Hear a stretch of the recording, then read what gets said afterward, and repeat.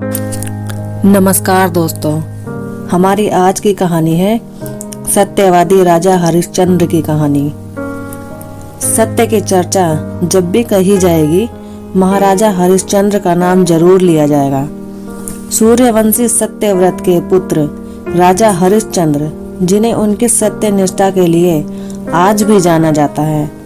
उनकी सत्य के प्रति निष्ठा उनके सैकड़ों साल बाद भी सत्य का प्रतीक बनी हुई है। इनका युग त्रेता माना जाता है। राजा हरिश्चंद्र अयोध्या के प्रसिद्ध सूर्यवंशी राजा थे, जो सत्यव्रत के पुत्र थे। ये अपनी सत्य निष्ठा के लिए अद्वितीय हैं और इसके लिए इन्हें अनेक कष्ट सहने पड़े।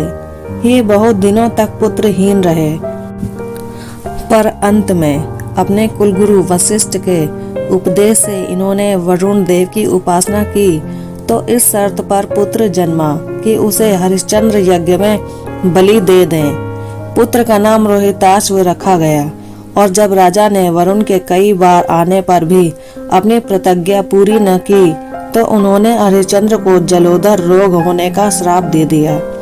रोग से छुटकारा पाने के लिए वरुण देव को फिर प्रसन्न करने के लिए राजा वशिष्ठ जी के पास पहुँचे। इधर इंद्र ने रोहिताश्व को वन में भगा दिया। राजा ने वशिष्ठ जी की सम्मति से अजिगर्त नामक एक दरिद्र ब्राह्मण के बालक सुनशेप को खरीदकर यज्ञ की तैयारी की, परंतु बलि देने के समय समिता ने कहा कि मैं पशु की बलि देता हूँ, मनुष्य की नहीं। जब समिता चला गया तो विश्वामित्र ने आकर सुनशेप को एक मंत्र बतलाया और उसे जपने के लिए कहा। इस मंत्र का जप करने पर वरुण देव स्वयं प्रकट हुए और बोले, हरिश्चंद्र, तुम्हारा यज्ञ पूरा हो गया। इस ब्राह्मण कुमार को छोड़ दो, तुम्हें मैं जलोदर से भी मुक्त करता हूँ। यज्ञ की समाप्ति सुनकर रोहिताश्व भी वन से लौट आया और सुनशेप विश्वामित्र का पुत्र बन गया। सच पर आधारित विश्वामित्र कथा। राजा हरिश्चंद्र सच बोलने और वचन पालन के लिए मशहूर थे। उनकी प्रसिद्धि चारों तरफ फैली थी। ऋषि विश्वामित्र ने राजा हरिश्चंद्र की प्रसिद्धि सुनी।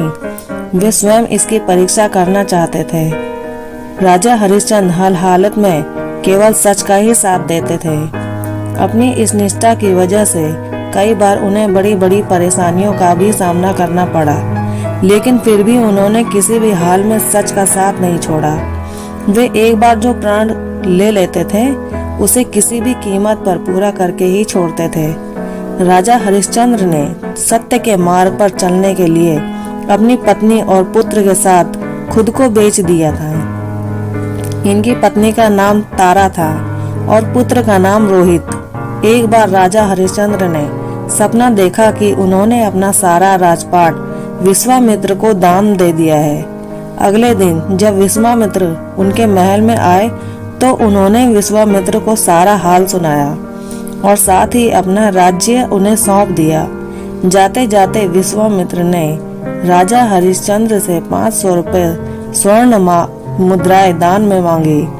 विश्वामित्र ने राजा को याद दिलाया कि राजपाट के साथ राज्य का कोष भी वे दान दे चुके हैं और दान की हुई वस्तु को दोबारा दान नहीं किया जा सकता। तब राजा ने अपनी पत्नी और पुत्र को बेचकर स्वर्ण मुद्राएं हासिल की, लेकिन वो भी 500 नहीं हो पाई। राजा हरिश्चंद्र ने खुद को भी बेच डाला और सोने की सभी मुद्राएं विश्वामित्र को दान में दे दी। अपनी मर्यादा को निभाया। राजा हरिश्चंद्र ने खुद को जहां बेचा था, वह शमशान का चांडाल था। वो शवदाह के लिए आए मृतक के परिजन से कर लेने उन्हें अंतिम संस्कार करने देता था। एक दिन सर्प के काटने से उनके पुत्र की मृत्यु हो गई, तो पत्नी तारा अपने पुत्र को शमशान में अंतिम क्रिया के लिए लेकर गई। वहां पर राजा ने रानी से भी कर के लिए आदेश दिया। तभी रानी तारा ने अपनी साड़ी को फाड़कर कर चुकाना चाहा। आसमान में बिजली चमकी, तो उस बिजली की रोशनी में हरिश्चंद्र को उस अबला स्त्री का चेहरा नजर आया। वह स्त्री उनकी पत्नी तारावती थी और उसके हाथ में उनके पुत्र रोहिताश्व का शव था। अपनी पत्नी की यह दशा देख और पुत्र के शव को देखकर हरिश्चंद्र बेहद भावुक हो गए। उस दिन उनका एकादशी का व्रत भी था और परिवार की इस हालत ने उन्हें हिलाकर रख दिया था। उनकी आंखों में आंसू भरे थे, लेकिन फिर भी वह अपने कर्तव्य की रक्षा के लिए आतुर थे। भारी मन से उन्होंने अपनी पत्नी से कहा कि जिस सत्य की रक्षा के लिए उन्होंने अपना महल, राजपाट तक त्याग दिया, स्वयं को, अपने परिवार को बेच दिया, आज वह उसी सत्य की रक्षा की घड़ी है। उसी समय आकाशवाणी हुई और स्वयं ईश्वर प्रकट हुए और उन्होंने राजा से कहा, हरिश्चंद्र, तुमने सत्य के जीवन में धारण करने का उच्चतम आदर्श स्थापित किया है। तुम्हारी कर्तव्य निष्ठा महान है। तुम इतिहास में अमर रहोगे और राजा की ली जाने वाली दान वाली परीक्षा तथा कर्तव्यों के प्रति जिम्मेदारी की जीत बताई। हरिश्चंद्र ने ईश्वर से कहा, अगर वाकई मेरी कर्तव्य निष्ठा और सत्य के प्रति समर्पण सही है तो कृपया इस स्त्री के पुत्र को जीवन दान दीजिए। इतने में ही रोहिताश्व जीवित हो उठा। ईश्वर की अनुमति से विश्वामित्र ने भी हरिश्चंद्र का राजपाट उन्हें वापस लौटा दिया।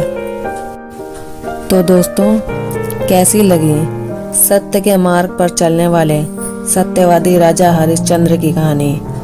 अगर अच्छी लगी तो वीडियो को लाइक करें, शेयर करें, कमेंट करें और हमारे चैनल को सब्सक्राइब करें। धन्यवाद।